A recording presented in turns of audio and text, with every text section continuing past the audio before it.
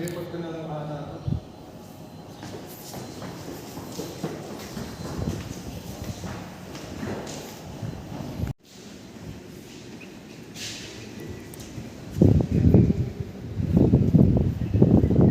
Re-report ko nga yung ibalag sa bahay ko para masampan ng kaso.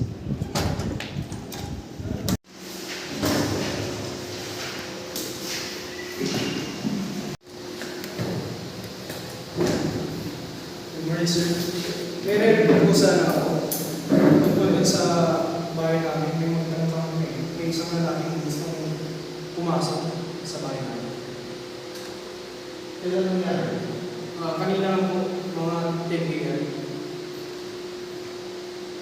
Hindi naman ang pagkakaganda dun sa tawag ng tao. Bali, ano po, ang height niya 5'5", medyo mataba. Ayun po. Saan mo naman nangyari?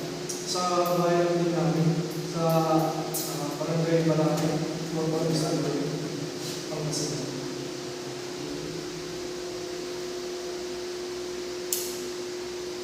So, sige lang po na lang natin ang report yan para masundal na ng kaso. So, may mga tanong natin.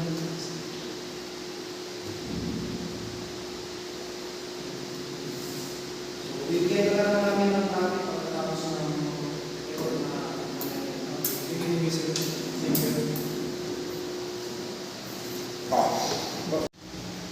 Sir, kailangan natin mag-imbestiga para makompleto na natin itong papeles at may pasang natin sa prosecutor police.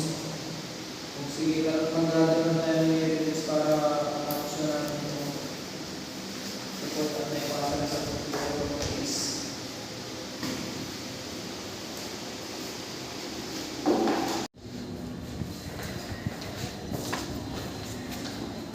Sir, samahan ko rin dun sa pinag-area ng incidente. Kasi po sa inyo. Bali dito po yung bahay. Ito po pala, bali ang nangyari, bali yung suspect po, sumisilip po niya. Pero may CCTV po naman natin sa dito po. Marami po. Kaya ayun po, pwede nating hanapan ng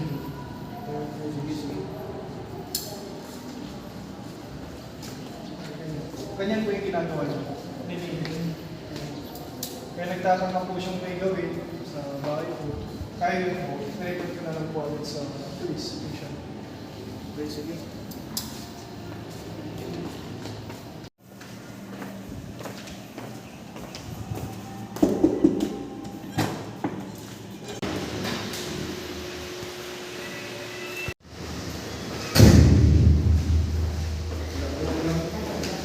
Pagkasalan po kami ng complaint, nadinalamin po yung mga supporting documents and yung mga nag-gather namin na evidence.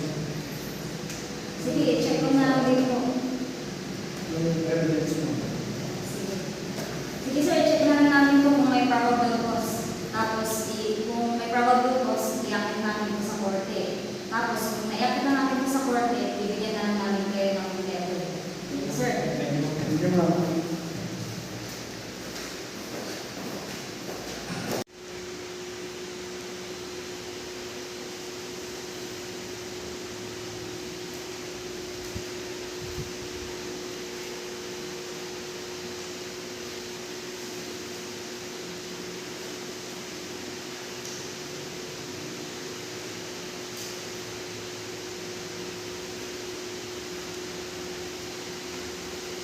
Nakakaya naman yung mga letters.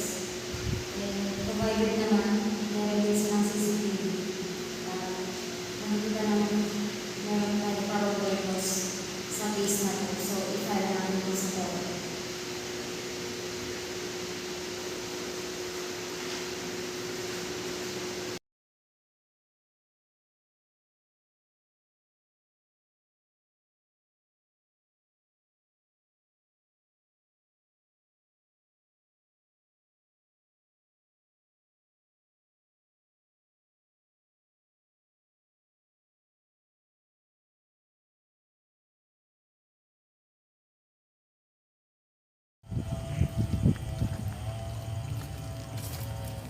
Magandang hapon, sir. Ikaw ba si Nestor Tamayo? Opo sir, bakit po? may nakahain sa iyong kaso, attempted burglary. May karapatan kang hindi magsalita. Anumang sabihin mo ay maaaring gamitin laban sa iyo sa lahat ng korte sa Pilipinas. May karapatan kang pumili ng sarili mong abogadong may kakayahan at malaya. Kung di mo kayang bayaran ang serbisyo ng isang abogado, maglalaan ang gobyerno ng isa para sa iyo. May karapatan kang pumili ng doktor na mahusay at malaya na magsasagawa ng eksaminasyong pisikal.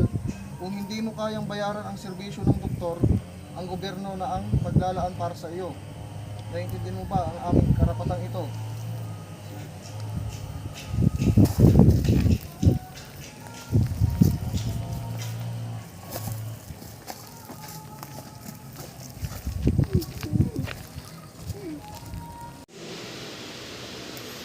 Nandito tayo lahat para dinggin ang kaso laban kay Mr. Tamayo.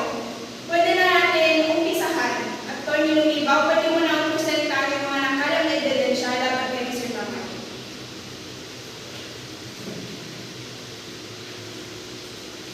Okay, sa pinakaunang ebidensya na aming nakalam, tinatawagan ko si Mr. Abuya para i-presenta ang kanyang salaysay.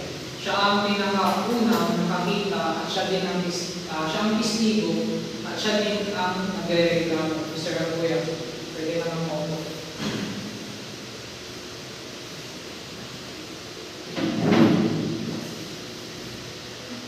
Mr. Abuya, maaaring mo ipakilala ng iyong sarili kung saan ka nakatira, ilang taon ka na, at paano ba nangyari yung accusation mo laban kay Mr. Tamayo?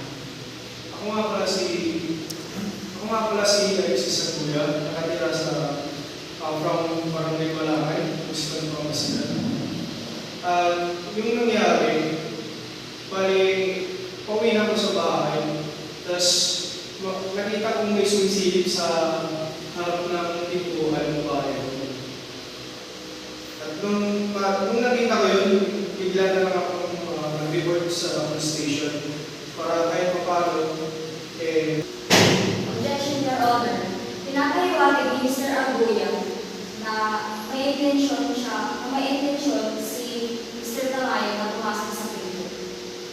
Isalaysay mo na lang ang lahat ng iyong mga nakita at bakit ka tumakbo.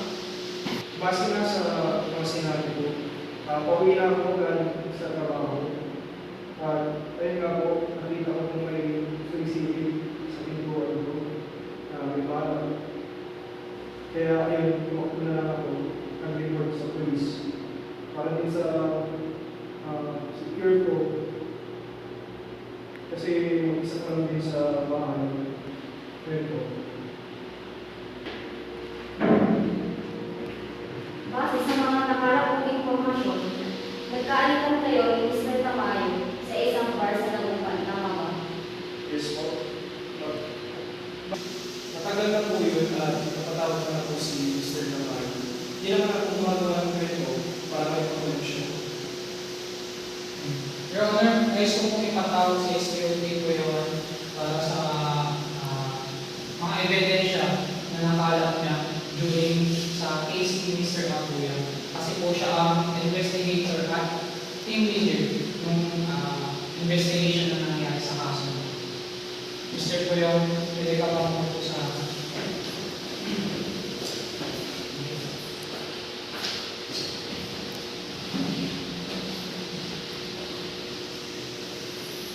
Mr. Puyawan, base sa mga nakalap yung CCTV footage nung araw na yun, ano yung nakita niyo sa videos nung time na yun? Pinipili ba ni Mr. Tamayo na pumasok sa pinto? Yes. Okay. Pinipili ni Mr. Tamayo pumasok sa pinto. May iba pa ba kayong witness? Your Honor, your number. Mr. Puyawan, pwede ka nang bumanay sa iyong buwan.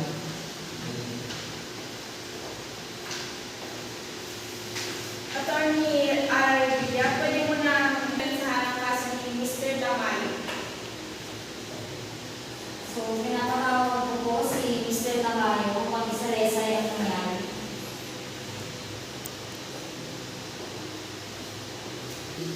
Mr. Tamayo, pwede mo bang isalaysay sa akin ang tunay na nangyari? Kung ano man po yun, kusa na po ako pumunta sa bayan na Mr. Royal para humingi po ng tawad tungkol sa alitan namin dito sa bayan. So, Mr. Tamayo, sa pagpunta mo ba sa bahay na Mr. Aguya ay may sama ka ba ng loob or may intention kang masukin ng bahay nila? So, ang bagay ko talaga doon sa bayan na Royal ay makausap siya at humingi ng tawad. So, yung sinasabi nung bago kong pasukin ay hindi ko po yun kasi tinitignan ko po yung pintuan sumisilip para kung sa kanya po siya, hindi ko po siya na matukin usapan.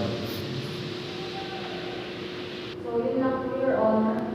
Mr. Tamayo, pwede ka nang bumalik sa iyo ng buwan.